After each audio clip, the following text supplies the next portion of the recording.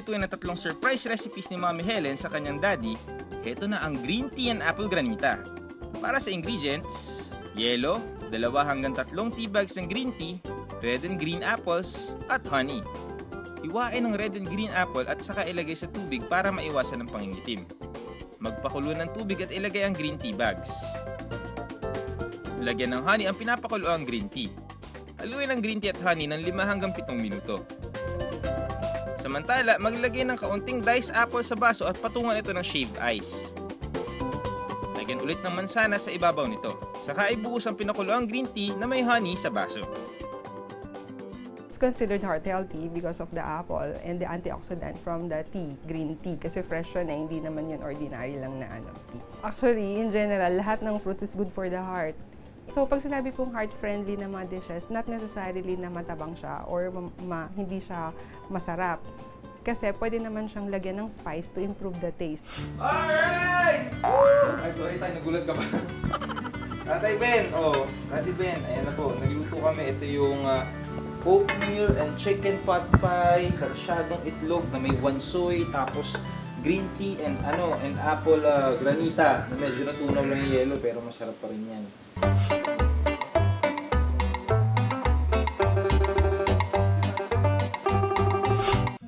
One out of 15,000 live births. Ganito lang daw kadalasan ang mga taong maaaring tamaan ng isang rare liver disease na kung tawagin ay biliary atresia. Isa po rito ang batang si Kurt na nakilala namin noong Desyembre.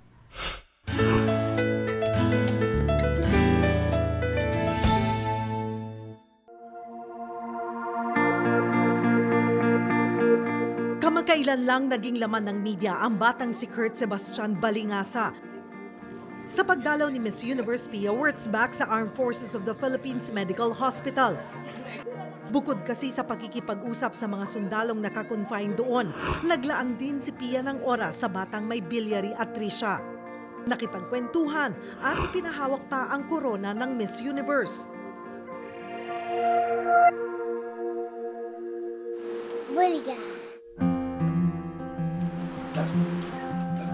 Masayahin ang 6 na taong gulang na si Kurt.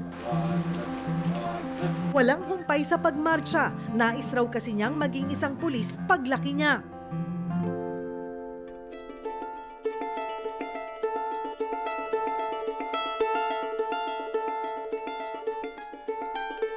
Ngunit ang pangarap na ito, tila kay hirap daw abutin dahil sa iniinda niyang matinding karamdaman.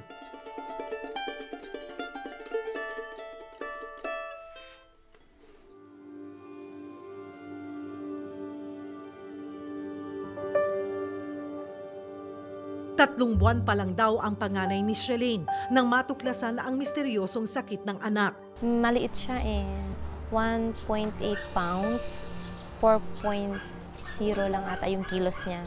Maliit masyado siya. May pagka-yellow siya pero hindi naman ganun ka-jaundice. Nang maipasuri ang bata sa mga espesyalista, nakitaan ito ng senyales ng biliary atresia. Baka daw barado yung bile duct.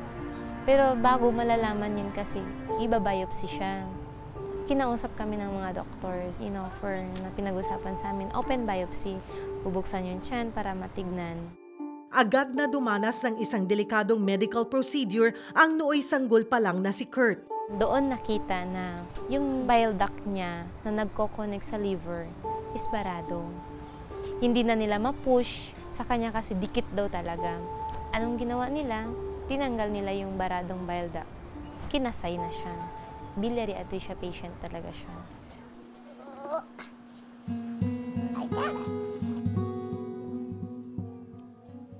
Pero huli na raw nang maisagawa ang kasay procedure na dapat sana'y magtatanggal ng bara sa kanyang bile ducts. Kaya't di na napigilan ang paglala ng kondisyon ni Kurt. Unti-unting lumobo ang kanyang tiyan at nanilaw ang balat, pati na rin ang puti sa kanyang mga mata. Mabilis din siyang mapagod at mabalian, kaya madalas nasa loob lang ng bahay kalaro ang kanyang nakababatang kapatid. Anong pakiramdam ng tiyan mo? Mabigat. Anong gusto mong mangyari dyan sa tiyan mo? Gusto ko maliit. Para tao ako. Tao ako. Habang tumatagal, lalo raw humihina ang atay ni Kurt. Kaya planong dalhin ng pamilya Balingasa si Kurt sa Taiwan para sa isang liver transplant. Pero hindi ito magiging madali dahil humigit kumulang 6 na milyong piso ang magagastos sa ospital pa lang.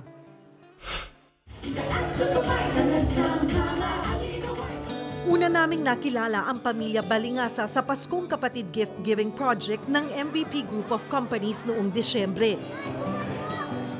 Personal na humingi ng tulong ang mga magulang ni Kurt sa aming chairman na si Manny V. Pangilinan para makalikom ng halagang gagamitin sa operasyon.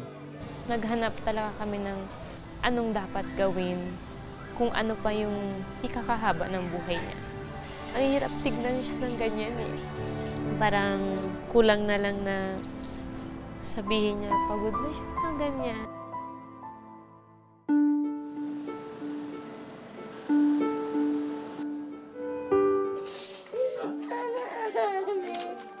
Bilang paghahanda sa nalalapit na operasyon, sumailalim si Kurt sa ilang laboratory tests sa Makati Medical Center.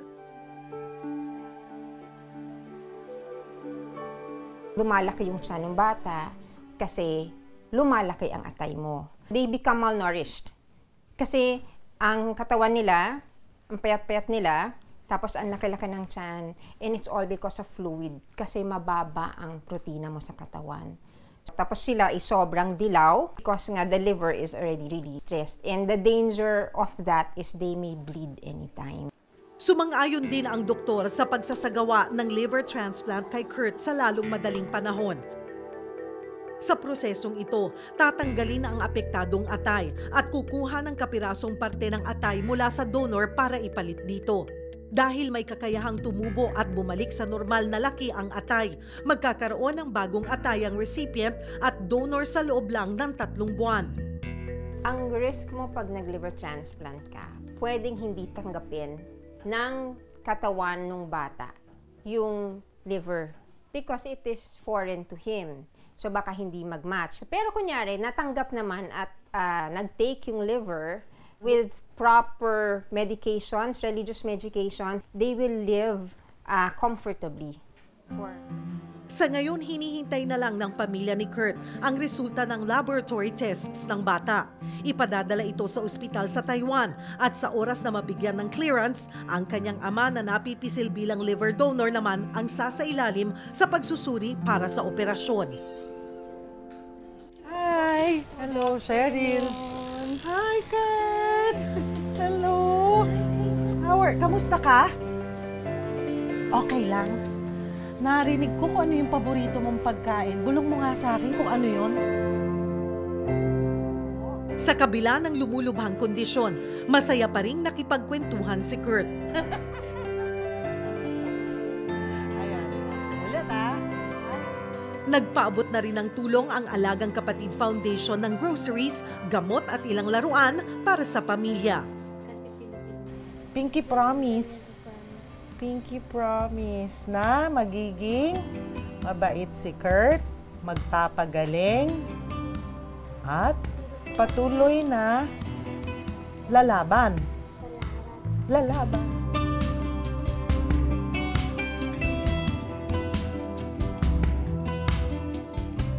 Sa mga nais na magpaabot ng cash donations para sa darating na operasyon ni Kurt, maaari kayong magdeposito sa kanyang bank account o makipag-ugnayan sa mga numerong naka-flash sa inyong TV screens.